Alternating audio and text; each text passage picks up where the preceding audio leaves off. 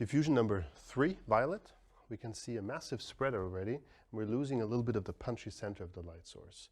If we have a look at the shadow, look, I'm like 1.5 meters away. It's almost gone again, almost invisible. And this from a 25 by 25 centimeter reflector. It's actually kind of small source for this kind of a spread and diffusion.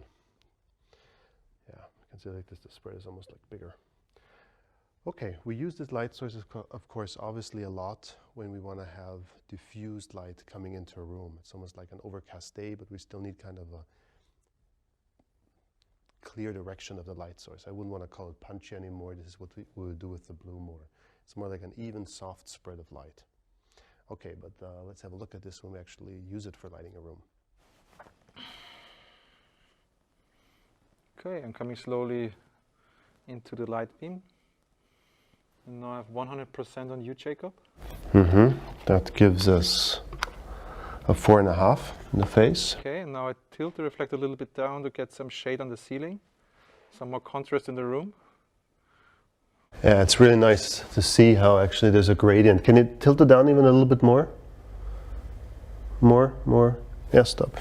So you can see actually how we've got bright down here and dark on the top. And same here as well without the use of flags. Okay, let's move a little bit out of the reflector, out of the lamp to the right to get a little wraparound in Jacob's face, but still keep the wall dark. I try my best. And you can see on the that we get much more punch. So, and this has to do with that diffusion number 3 already has 97% total reflection rate, which means you only have 3% light loss. So it's a tremendous amount of light that actually we're still capturing. And like you can see, it's much more easier to zone your violet reflector against the white. You're much more direct, but still have a really nice soft light in the room. Yeah, it's just this punch here, but it still has this beautiful, I really like the shadows that it creates. Okay, let's have a look at the meter. I'm slowly tilting it in.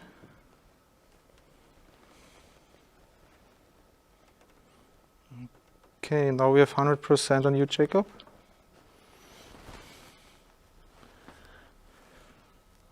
And we gained a halfway f-stop. Now we're at 5.6. And you can see in the back the shadow of the stand. It's actually still quite soft and diffused. That of course still has a lot to do that we've got more wraparound effect than on the 50 by 50.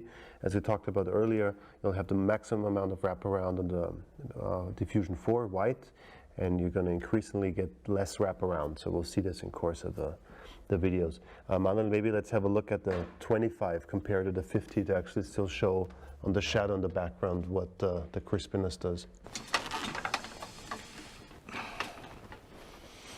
Okay.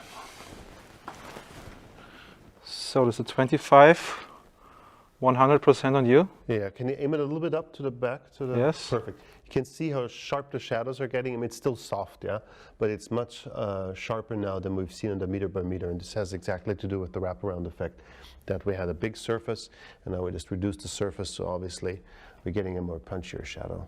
What did you spot with the 25? Show me how much you spot. Yeah, we've lost again light, of course, and now we're in a 2.8.5, which has to do again with the same thing. If you increase the size of the reflector in the light source, you can obviously get more light out of it. So now that we're only having a smaller reflector size, obviously we're getting less light as well.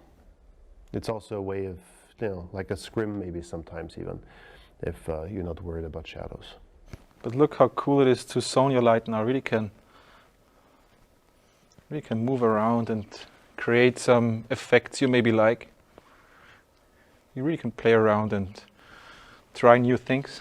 Yeah.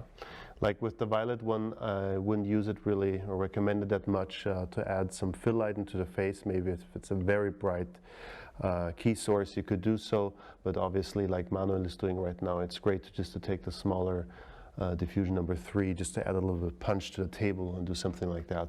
But Manuel, maybe let's have a look at that. Let's take the meter by meter and then you just add a smaller source and we get some more punch.